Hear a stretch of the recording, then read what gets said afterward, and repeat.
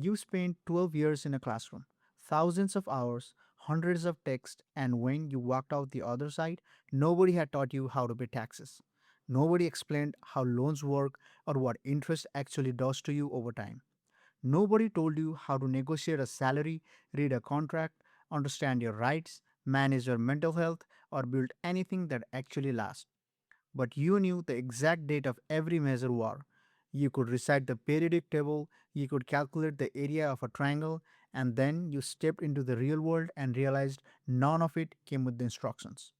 And you assumed that was an accident, a gap, an oversight, something they forgot to include. But what if it was an accident?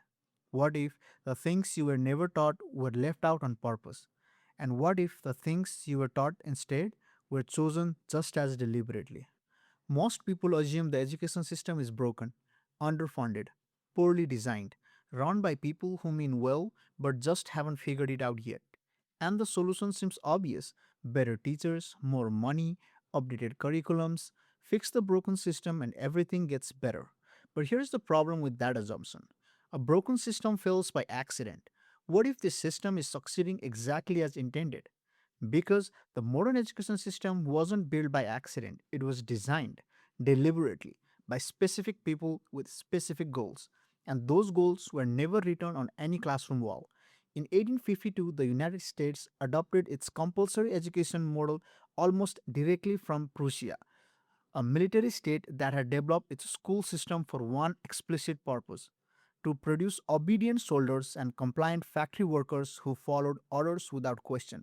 The architects of American education didn't hide this, they wrote it down, and what they wrote should make every person who ever sat in a classroom deeply uncomfortable. In 1888, the National Education Association commissioned a report that would shape American schooling for the next century. The man behind it was William Torrey Harris, United States Commissioner of Education, and Harris was unusually honest about what he believed schools were actually for. He wrote that the purpose of education was to alienate the child from their own individuality, to make them subordinate to the social whole. His words, not a critic looking back. The architect himself describing the intention, and Harris wasn't alone. John D. Rockefeller's General Education Board, founded in 1903, stated its mission plainly.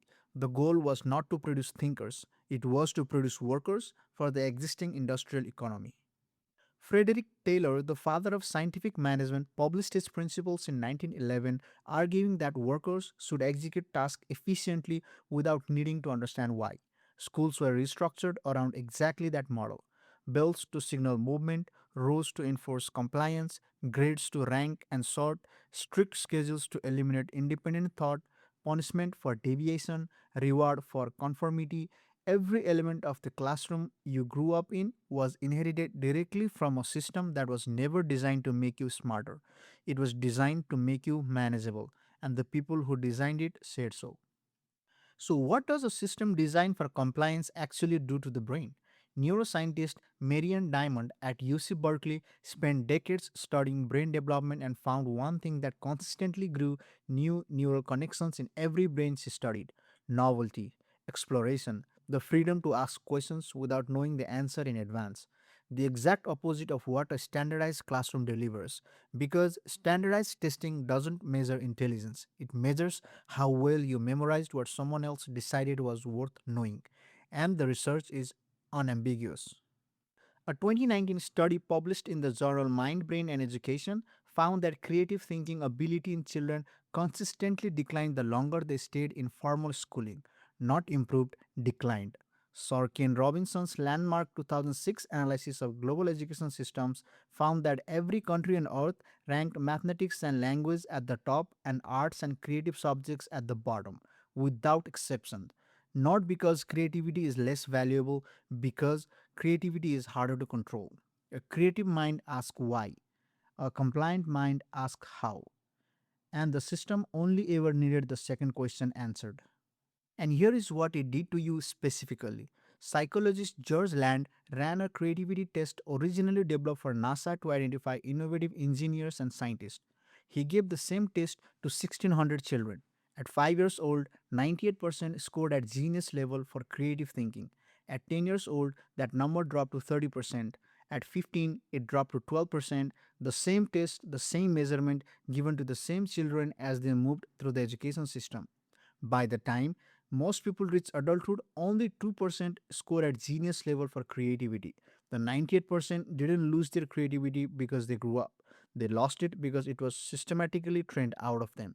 Land's conclusion was direct: non creative behavior is learned, and school is where most of us learned it. But the damage goes deeper than creativity.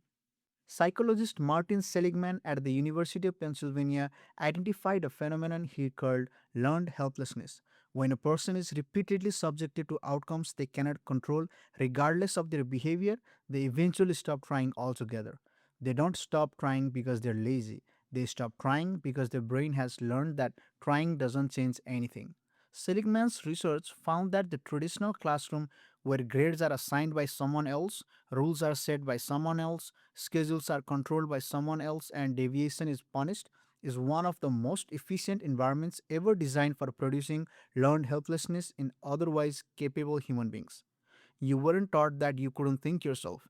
You were just placed in a system where thinking for yourself never changed the outcome, and your brain drew the only logical conclusion it could.